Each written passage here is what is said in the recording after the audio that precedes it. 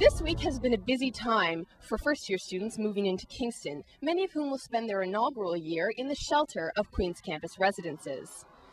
The subject of the inevitable house hunt will weigh heavily on their minds as they begin to visit the homes of their upper-year peers.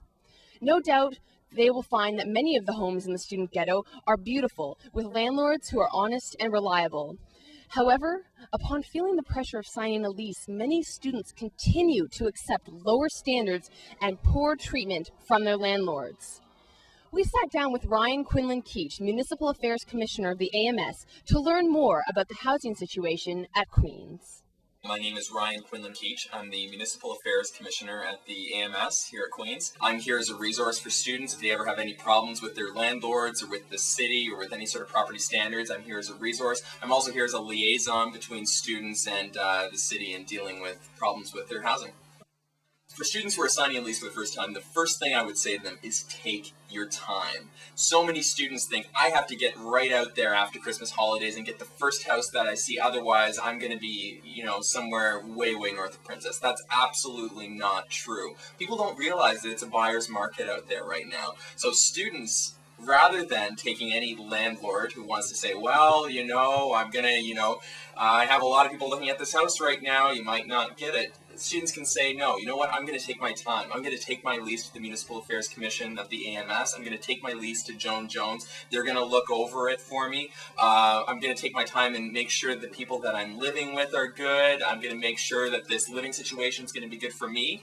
And when they take that time, they're going to have a much better situation. So first and foremost, take your time. You're going to be a lot better off. We'll take a look over the lease. We'll let you know about your landlord, whether the landlord has a good reputation for providing student housing or not a good reputation for providing student housing. We have all that information here.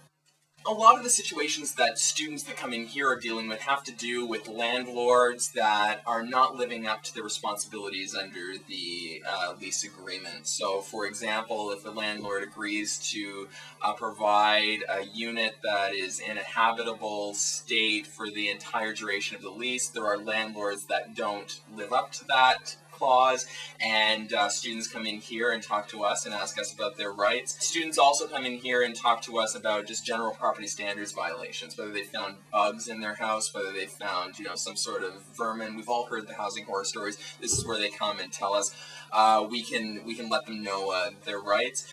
What's unique about Queen's is that we consistently rank at the bottom of schools across Canada in terms of off-campus housing and the quality of off-campus housing. That says to me one thing, that we and the university need to get in the business of really trying to improve housing in the area.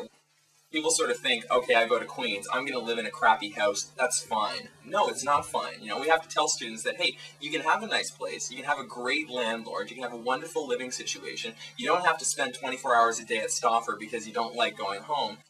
And the first step that students should take when they have an issue with their landlord is contact your landlord. Make sure that you've initiated that sort of communication. If you don't feel comfortable contacting your landlord, which many students don't feel comfortable, I realize that, then you can come directly in to talk to me here at the Municipal Affairs Commission. You can also come in and talk to Joan Jones. We will keep things incredibly confidential.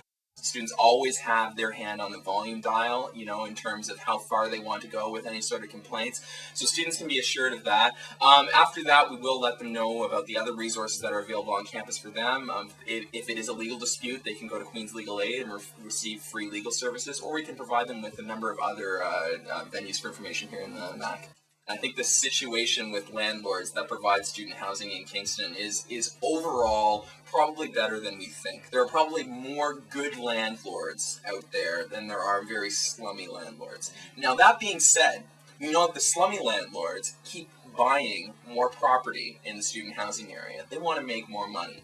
So it's necessary for students here at this university to really be aware, first and foremost, about which landlords are good, which landlords are bad, sort of look at the Golden Cockroach website that's up on myams.org. Come and talk to me. I'll give you an honest, frank assessment of your landlord, and we can also help as being a liaison. We have links with the Kingston Rental Property Owners Association.